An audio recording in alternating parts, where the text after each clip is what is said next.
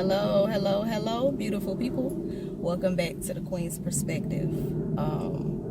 Today I want to talk about what is abuse. I kind of want to break the definition down, what Google definition is of it, and then kind of go into, wherever I'm led to go into and stress about and how this relates to the emotional and psychological abuse of toxic relationships. So the Google definition means for abuse is to treat with cruelty or violence regularly and or repeatedly, misuse or the improper use of something. That's what their definition of abuse is. And then when you get into different types of abuse, like psychological. What is psychological? Psychological is affecting or arising in the mind, mental or emotional state of a person. So I guess emotional and psychological abuse goes hand in hand. Now with these types of abuse, of course, everybody knows about physical abuse. That's evidence. You can see signs of, wounds or bruises, broken bones, or something like that. Now, when you get into psychological and emotional abuse, that's kind of hard to detect or even recognize when someone is doing it to you if you never experienced it or never been exposed to it, I guess you could say. So you just think about like when I talk about in all my other videos about narcissistic people with narcissistic personality disorder and with a lot of disorders, but how they abuse people psychologically and emotionally. Like I said, it starts subtle. It may be something simple as first everything you wear, or even as small as like the perfume you wear or whatever. In the beginning, oh, it was good, oh, I like your style, this, that, and the third. Then you start noticing as you get a little further on the relationship, they'll start making little subtle comments like, you get dressed, that's what you're wearing.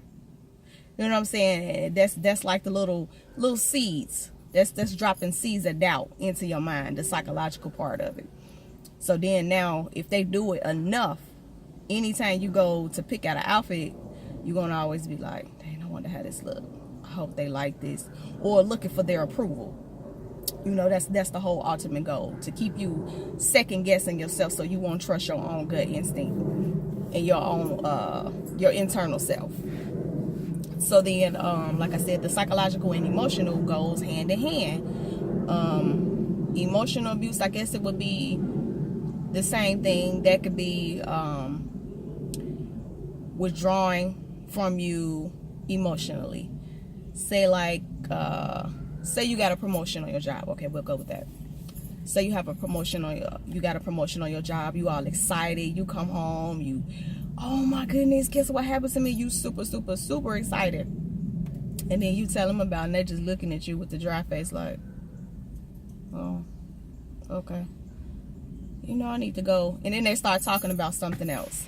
That's, what I'm saying? Those are little subtle things of emotional abuse. And it starts, that's just like low level stuff. Then it starts gets into other things, what I'm saying, that begin to question your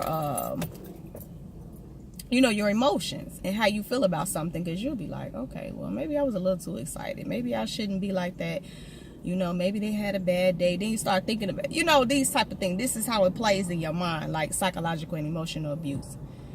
And if you've been watching my channel for a little while now, the little videos that I've been putting out, you'll know that these are some of my personal stories. So I understand the what's going on, the internal dialogue when people in these relationships, like when people say, well, I don't know how people can be in those type of relationships or get involved with these type of things, because you've never been in those type of situations, so you don't know how it works. And like I said, it never starts out. Even people that's been in physically abusive relationships, you think they just started out blacking their eye or pushing them down or breaking it. It starts with small things. you know, and then it just builds up and builds up and builds up. Next thing you know is, you know what I'm saying, it escalated to something crazy.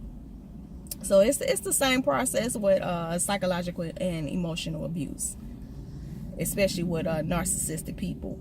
And as I stated before, in our community as melanated people, these types of things, abuse period, is not really discussed at all. Period.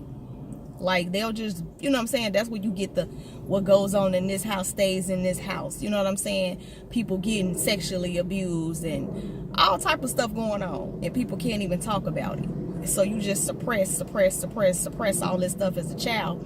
Then once you grow up, it's like you so used to suppressing, you know what I'm saying, how you feel about certain situations, you go into adulthood, and now you're doing the same thing in relationships subconsciously and not even knowing it, until you just realize, okay, let me take a, you know, assessment of what's going on in my life, which is basically what I did.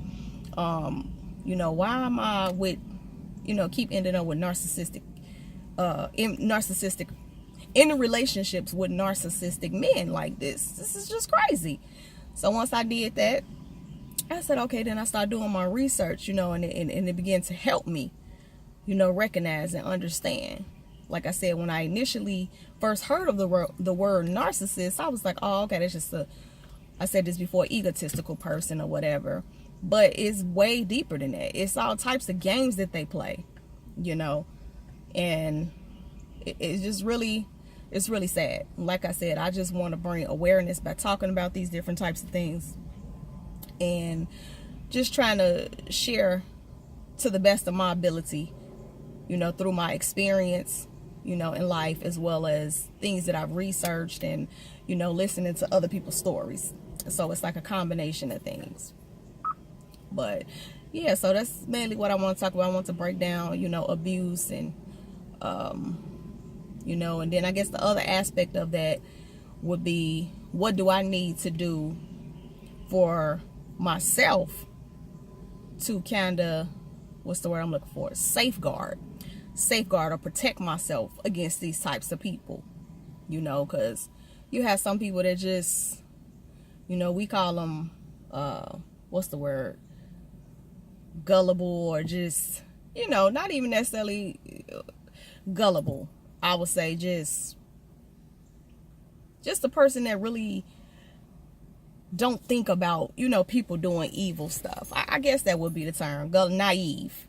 That's the word. Naive to the fact. I'm not going to say gullible. Naive to, you know, people that's really out here. Because I was once like, you know, I'm not, you know, I don't have an evil heart. I don't have evil intent towards people. So I never would sit up and think that people actually live their whole life, you know, playing manipulative games to get into people's head, and just like, that's sick. That's just really sick. Like, your whole life is built off of that, a lie. You pretend to be something that you're not, to prey on, and it is just really, every time I talk about it and make a video on it, it just takes my mind, and just like, I can't even process it, because that's not my, you know, it's not in my nature, you know, to do things like that. I have no evil intent towards nobody. You know, I don't sit around and try to use people and manipulate and all of the things that abusive and toxic people do. That's no way to live. I can't hide that inside of me. You know what I'm saying? I couldn't even live a peaceful life like that.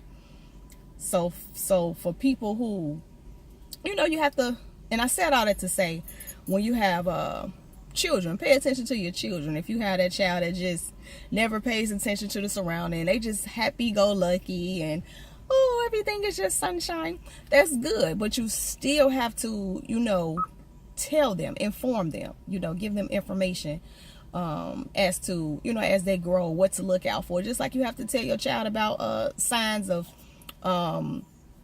abusers, you know, child predators. You know, you have to warn them, you know, what signs to look out for. If anybody say this to you, or anybody try to attempt to do this, you make sure you tell mommy, or you tell daddy, or, you know what I'm saying, those types of things. So it's the same thing. You know, if you've never been taught that or shown that, then you know what I'm saying, you can become prey to those types of people.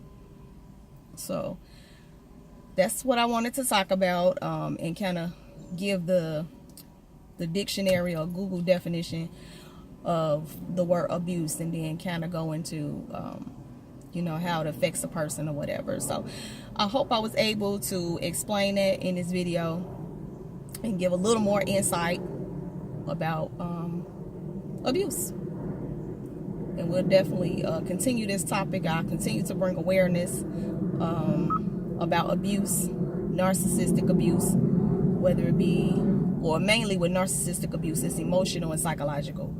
Definitely want to, you know, make that known. So again, if you find these videos informative and they helping you, and you think it may help someone else, definitely subscribe, like, and share.